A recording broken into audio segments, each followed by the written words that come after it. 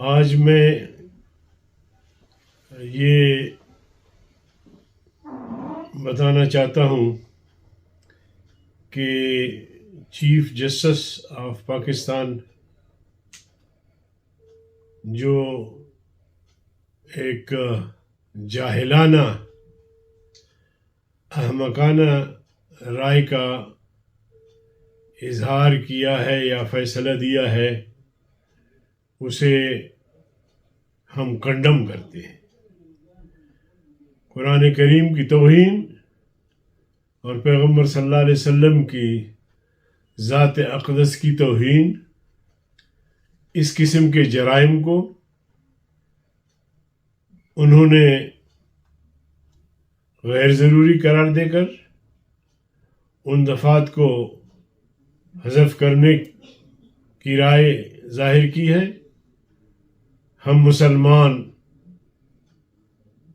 اس کی اس رائے کو، chief justice صاحب کی اس رائے کو جوتے کی نوک پر رکھتے ہیں اور پیغمبر کریم صلی اللہ علیہ وسلم کی عزت و ناموس کا تحفظ کریں گے۔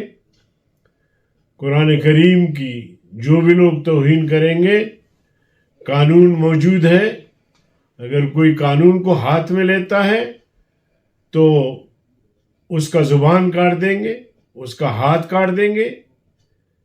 ایسا نہیں ہے چیف جسٹس صاحب، تم نے تو سلمان تاثیر گورنر سے بھی زیادہ گستاخی کے مرتکب ہوئے ہیں۔ اس کرسی عدالت پہ بیٹھ کے تم نے مسلمانوں کی دل آزاری کی ہے۔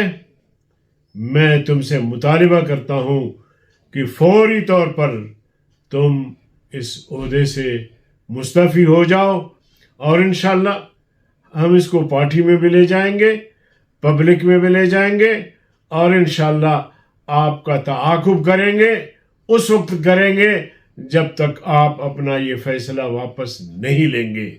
مسلمانوں سے میری اپیل ہے کہ اس حوالے سے مستعد ہو جائیں، متحرک ہو جائیں، اور ہو سکتا ہے جمعیت علماء اسلام آنے والے جمعے کو ملک گیر ہڑتال کی اور احتجاج کی کال دے دے، کیونکہ ہمارے جیتے جاگتے پیغمبر کریم صلی اللہ علیہ وسلم کے عزت و ناموس کے قوانین کو ختم کرنا، توہین قرآن کے قوانین کو ختم کرنا، یہ نہیں ہو سکتا انشاءاللہ العظیم۔ والسلام علیکم ورحمۃ اللہ۔